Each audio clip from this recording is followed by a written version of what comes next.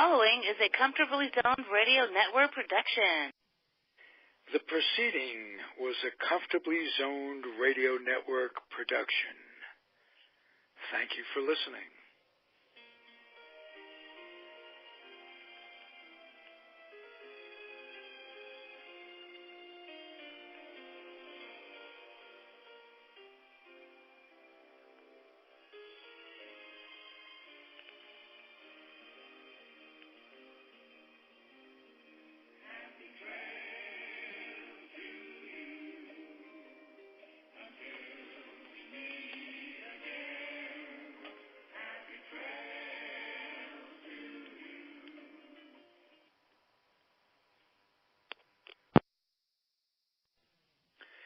We are back.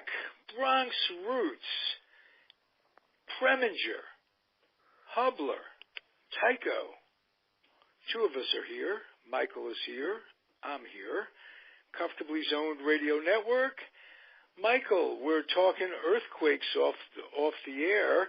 We both adopted California later in life as our hometown, if you will.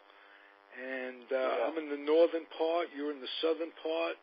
We were talking earthquakes off the air a little bit while we wait for David Hubler to join us.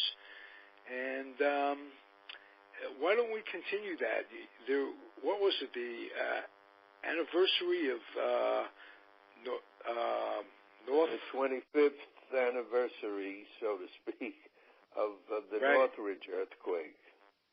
Right. So and ironically, I remember that because I lived in an apartment complex, a co-op complex growing up called Northridge. And, oh, really? In Queens, yeah. 16 buildings, all within a 4-block radius, post-war, and each building had 66 families, and virtually all of them had 2.5 kids. And we had a big schoolyard and a park right between the buildings. It was like a quad, and it was terrific. When I wasn't in the Bronx, I was in Queens. So, tell us about the Northridge quake and what you went through. Well, I was again very, very lucky because the house that I lived in had maybe a couple of minor cracks, and that was it. But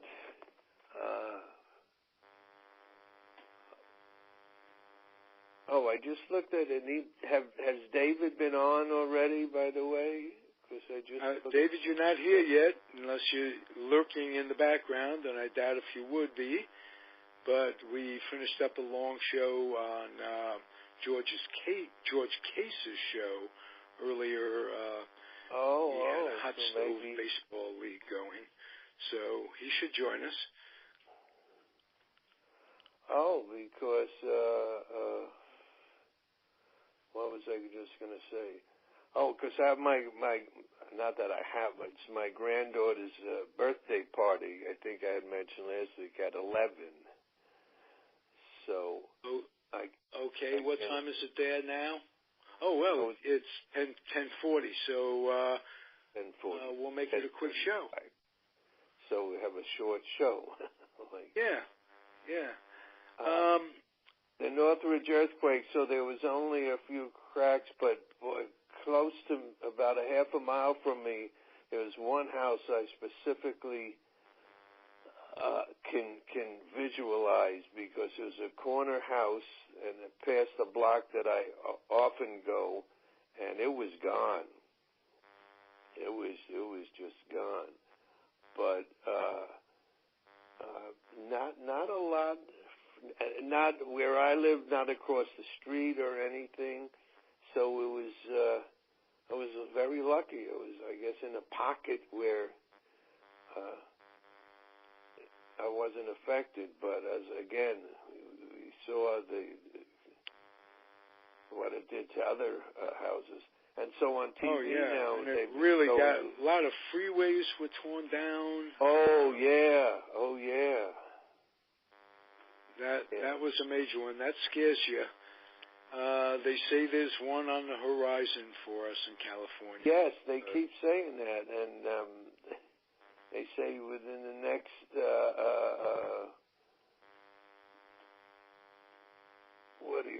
next 30 years. Yeah, it's almost 100% probability that there'll be something. Mm-hmm. So. Well, if it's in the next 30 years, I don't think I have to worry about it. If I do, I'll be. Somebody's going to worry. Yeah. So let's not worry. We had one up in 1989, the one that canceled the World Series. It was called the Loma Prieta earthquake. Right. It was horrible. My memories of that one was that I was living in Oakland, and I went out in the back porch with the radio to tune in that night's baseball game, and all of a sudden we got a shock, and I'm looking out the back on the back porch, and I'm looking out at another house, and the guy's out there who I didn't know, just puttering around, and shock, wave. Hey, David Hubler's joined us. Oh, hi. Yeah, hi. I was on. They tell you get that music, and they kept saying the host hasn't arrived. And then finally they said your host has not arrived. Okay, canceling the call. I just redialed. When something like that happens, that's what we need to do is remind ourselves to redial. Well, that's what I did immediately. I mean, it was getting, and I remember that, Mike, you were going to leave early today, weren't you? Yes. So I'm sorry. That's okay. Right. We're talking earthquakes, and Michael had a big one in L.A. Years ago. I had a big one in Northern California, and I was just finishing up the story of when it started to rock. I looked out. I was on the porch. I looked out, and there was a guy from the house across from me is in his backyard. I'm in my backyard, and we just looked up at each other with looks of like, whoa, what's going on? And I was living about 4 miles from the freeway overpass that collapsed. Oh, yes. And crushed a bevy of people and what have you. So we're just saying that when these earthquakes hit, and they have and they will again, a lot of it is just pure damn luck of where you are. Michael mentioned that his house was totally not damaged in his earthquake, few cracks, and yet 4 miles from there, from his house, it was devastation. Yeah, wow. So, yeah, we had one here in Virginia a number of years ago, which was really odd. It cracked the Washington Monument, which is still being repaired, because they discovered that the original repairs were not done correctly. They had reopened it to tourists, and then they went about a more careful search. I don't know why, but they just did, and they discovered that the cracks had done more damage than previously thought. So now it's closed for another year or so, I believe. Oh wow! Yeah. I wonder where they were getting their concrete if it wasn't from China. No, I'm serious. With the new Bay Bridge out here, the Oakland Bay Bridge that they built, there have been some constructional flaws, and they blame a lot of that on concrete, subpar concrete. Yeah. Yeah, well, I think I mentioned once earlier, that's happened here.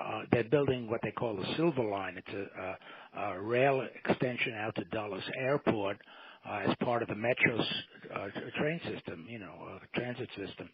And they've discovered the same thing with the concrete to build the stations. So they've been delayed because the concrete was not structurally sound. And they have to get more, it's done in slabs, and they have to now go back and get new contracts and new slabs produced. So they've delayed the opening of that Silver Line out to the airport. It's a big problem. These contractors bid low, and they come in with subpar all over the country. Not just California, not just Maryland, but they bid low and come in with some subpar equipment. Yeah. Building the bridge, the bolts aren't what they should be, and they reassure everybody and have engineers, but we're all a disaster away from happening. That's true. And with the federal government, there are rules that they have to take the low bid. So that presents problems in itself. Yes. And now the federal government itself has been declared a disaster area. It certainly has, yes. We go week to week being amazed at what's going on in this country. And what surprised you this week, David? Well, I'll tell you what surprised me, and it's not something you would expect, Ralph. But today's Sunday paper I picked up, and in the obituary section, I always look to make sure I'm not there. But the death of Tony Mendez. Recently, I had been asked to cover an event at the new International Spy Museum in town in D.C., and it was a panel of 4 high-level former CIA officials, all women, and they were telling their various stories, and one of them was the wife of this Tony Mendez.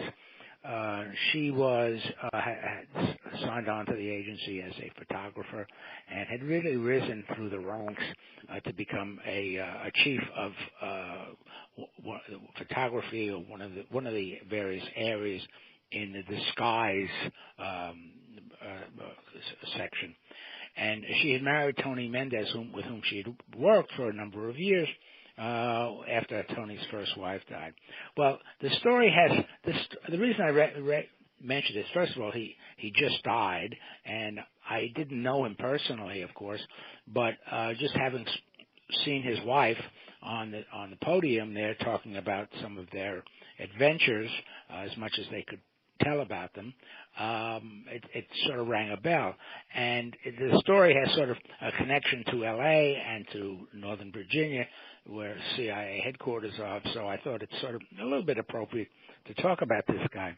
If you remember the film Argo with Matt Damon. Sure. Well, Tony Mendez is the man he was portraying. Wow. The real guy. These guys have had some incredible experiences. In fact, as part of the story, to get these guys, there were 7. I think there were 7 embassy employees who had escaped being captured when the Iranian Revolutionary Guard burst into the embassy. They had holed up with the Canadian embassy, a couple of staffers of the Canadian embassy, one being the ambassador. The question was, how were they going to get these guys out of Iran without having them get killed? And that's the story of the movie Argo. And that was the actual name of the rescue mission. And Tony Mendez was an incredible guy. He created this whole scenario. First of all, he called his friend, a makeup artist who had worked with CIA for many years. He gave Spock his ears, and he did Planet of the Apes, and and all of these Hollywood. He did all the costuming for these wonderful Hollywood films, and then they devised this incredible story of. They created a fictional film production company. They even leased an office in L.A., in Hollywood, and they printed out business cards, and they put an ad in Variety that this new production company was looking for locations, and this all went along before they got into Iran as a film production group that was doing location, finding locations for the film. And they had created this wonderful backstory for all of these guys, the guys that were in the embassy, and they had to learn this stuff by heart. Once they got into it, they began working with them in the embassy. There was no mention made of these guys since they were captured, because they didn't want to let anyone know that they had taken refuge in the embassy. Anyway, if you know the film, they actually extracted these guys from the Canadian group, and they got out it was scot-free. They got them on a plane under their disguised names and false identification. And even though the plane was delayed for about an hour while they really held their breath, because at any moment the Revolutionary Guard could have taken them, they did fly out safely and successfully. So Tony just died 2 days ago, and I thought, wow, and in fact, the funny part of it is I've been reading the book he and his wife wrote about some of these extractions, they're called, where they take people out of harm's way. Sometimes they're agents who have been compromised, or like in this case, who were under threat of assassination, and get them out. And it's ironic that,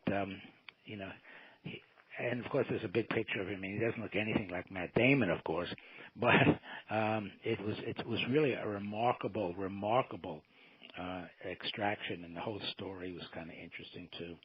So it has nothing to do with earthquakes, but it was sort of an earthquake. It doesn't have to. Well, the question had been what surprised you, so that's why you... Yeah, right. So it surprised me that he had died, and how, and they talked a bit more about his career.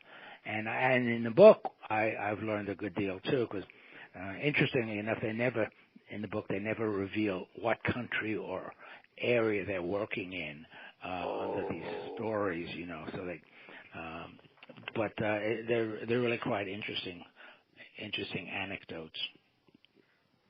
Beautiful story, nice. What an exciting life he led. Yes. Interesting, a really interesting guy. He was, he was born in Nevada, and far away from any kind of government work or anything. Just fell into the agency like that. And when he saw an ad in the paper, they were looking. He was an artist, a commercial artist. They saw an ad in the paper calling for, to work abroad as an artist. Well, he was, that's a tempting thing to do.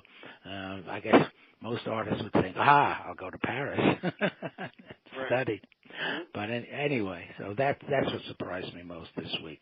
Nothing out, dear President, it surprises me anymore. So that couldn't be it. No, not a surprise, but a shock. He can shock you from day to time. Oh, yeah. Mm-hmm. I'll bet. I have an interesting segue for something to talk about, and it involves the guests that we had, David and I, and George Case was on the show, and Alan Blumkin, and Ronnie Rabinovich. we had a former Major League Baseball player who, Larry Goel, former New York Yankee, this, that, and the other thing, but his career now is in music. And we talked about gigs and what have you, and most of what his gigs are performing in front of seniors, veterans' homes, and what have you.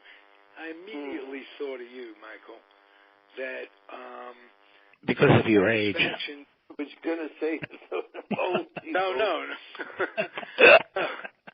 That you entertain, you have the social conscious, whatever it takes to the empathy,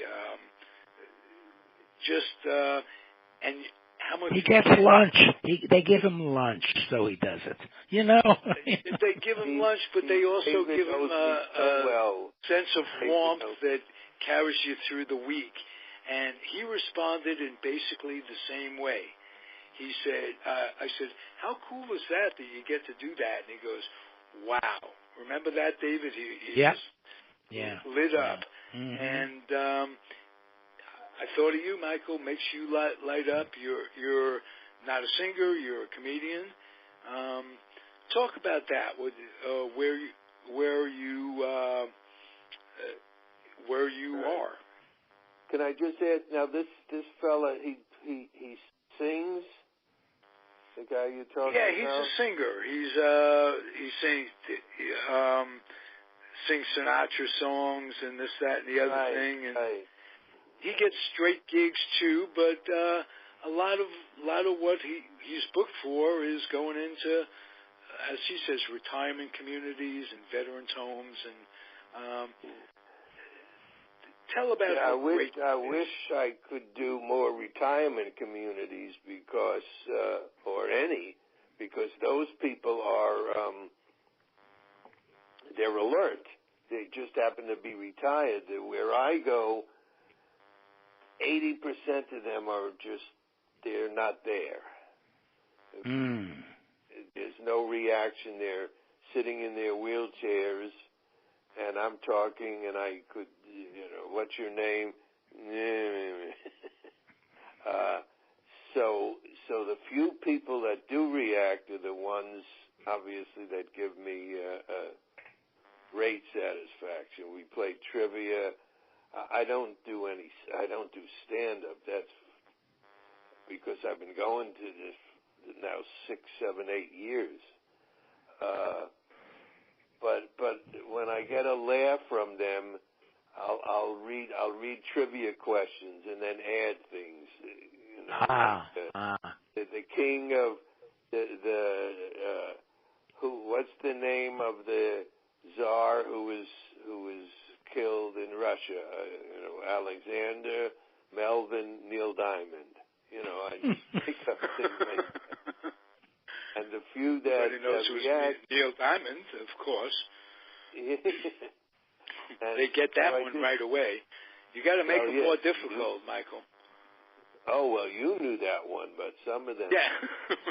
And there are some of the people are very, when it comes to science questions, stuff like that, some of the people, a few are very bright. I don't know the answers. But I just try to fill the hour and a half with fun and I'm sure they enjoy it. I'm sure they do. I'm sure, they do. The ones, as I say, I just wished so many, I hate to say it, have passed away. Yeah. I don't think I was the cause, but... right. Well, you knocked them dead, maybe, I killed. I killed. Right, and right, it gives you a chance to feel the guilt of not being a grown-up a Jew, not being a doctor, and you could have saved some of these people, right? Do you have Yeah. By the way, speaking of this, I must call you because I'll forget if I don't mention it. There's a really cute film out now with Chevy Chase and Richard Dreyfuss, and it's on Netflix. Have you seen it? No. The premise is that they're both living in this retirement community, and Chevy Chase, at one time, many years earlier, had been Richard Dreyfuss's manager when Richard Dreyfuss was a comedian, a young comedian coming up. And so they decide they're going to leave. They got to leave this retirement community because it's just filled with old people. Well, of course, they are now old people, and they're going to go on the road. And Richard Dreyfuss is going to resurrect his act as a comic. And it's just a cute film. It's got some really funny lines, and especially when they're in the retirement community. It just came out. They play off well one against the other. I never realized how tall Chevy Chase is or how short Richard Dreyfuss is. Because I think there's a combination of both. Dreyfuss is not tall, and the other guy is. Yeah. Because short. Yeah. When they have a scene together. I read about that, and thanks for reminding. What's the name of it? Do you remember? The Last Laugh. Oh, okay. Mm-hmm. Okay. It follows in this sort of genre that we've had over the last dozen years or so of older people breaking out of whatever they were in to go do something, like the Bucket List, or there was another one that was quite well received about the same kind of thing. I know what it was. It was the movie about the two comics. They had been a team. Remember? And they were trying to get them to get back together again for the special TV show. I think it was written by Neil Simon, if I'm not mistaken. The Sunshine Boys. The Sunshine Boys. Yeah, right. Yeah. Yes, that was a great movie. Was it George Burns? George Burns was in that. And Mathau. Yes. Yeah. That was the movie that scream at each other. They couldn't stand each other's company.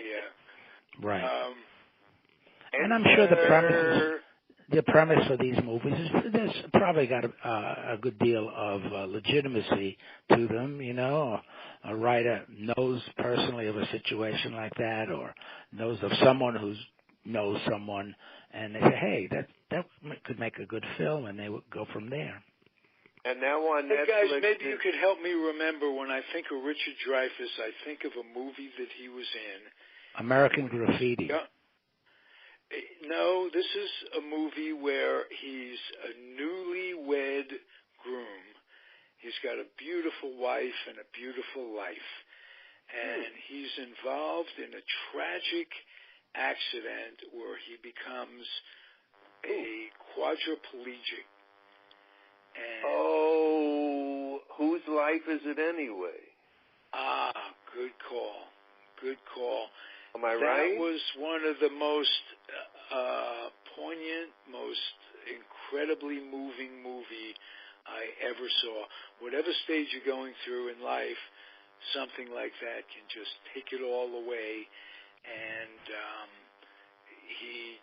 he wanted to die.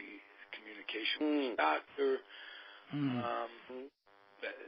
he didn't have control over that. And I think this was written before, performed before Kevorkian. And it was a Broadway play, if I remember correctly. Oh, I didn't know that. I think. Go ahead. Go ahead. No, go ahead. Oh, speaking of, just because I have to leave in a few minutes. Yeah. Or I should leave, because I'm sure my granddaughter with all the little friends are going, "Where's the old guy with the mustache?" I'm sure that's on her mind at this moment. Yeah. He's in the green room. Yeah. Actually, her other grandfather has a much larger mustache than I do. Oh, really? Huh. Yeah, he has. But anyway, a Jerry Colonna mustache. Oh, it's a real big one. But that's speaking of Netflix. In older people, there's the show, The Kaminsky Method. Have you seen that? Yes. Mm-hmm. In that genre too. Amazon this show, The Marvelous Mrs. Maisel. Yeah, I haven't heard seen that. about it. Yes. Mm-hmm. So the last few episodes, the family goes to the Catskills. Ah. So it's so if you've ever been there, some memories come back. I mean. Oh, sure, absolutely. It's just funny to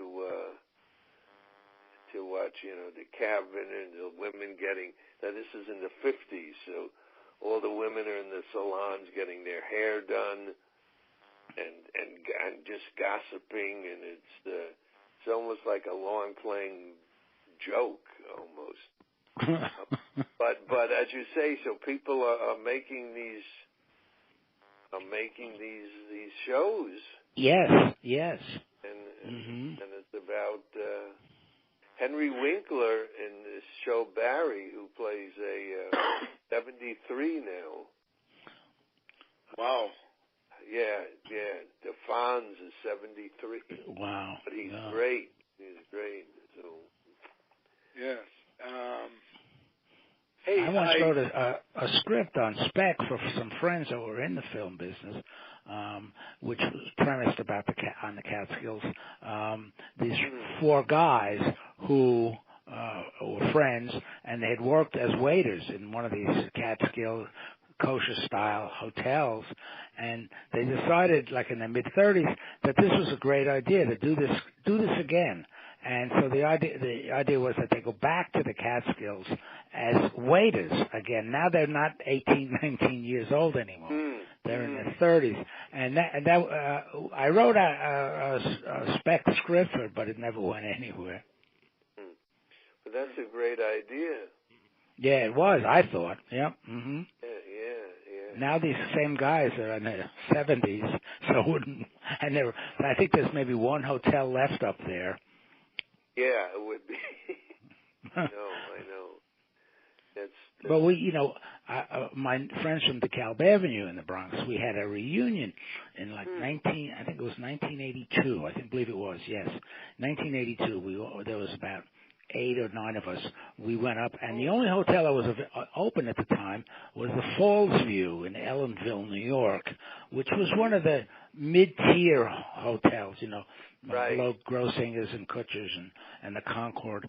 And so we went up there, and it was funny because there were people there. We went up for the weekend, and suddenly there's 8 or 9 guys in their late 30s, I guess, 30s in the 80s, were all there at the same time, and it was like writing a joke book. It was just like, a woman came over, she said, "Tell me, who are you? What are you guys?" They're probably all looking for their old granddaughters for marriage, And so one of my friends said, "Well, we're a bunch of gay attorneys. We're having a meeting up here."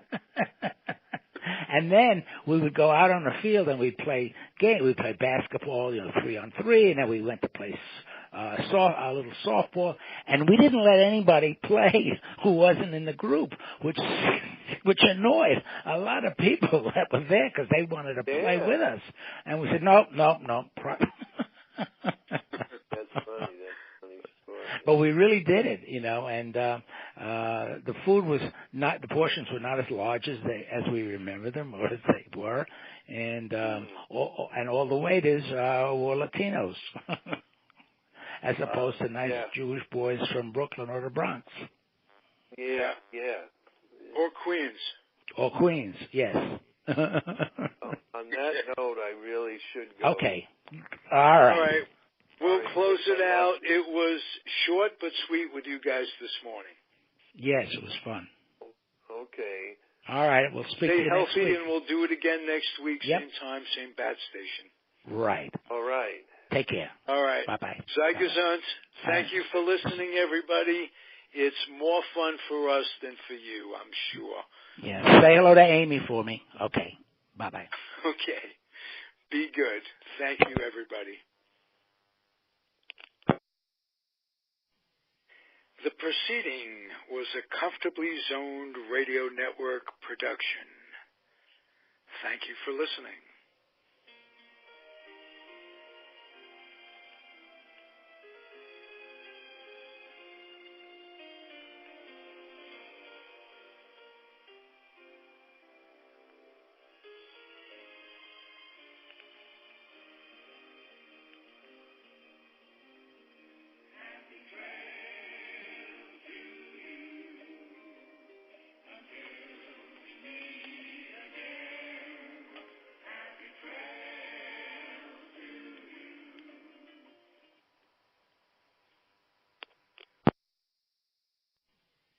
The proceeding was a Comfortably Zoned Radio Network production. Thank you for listening.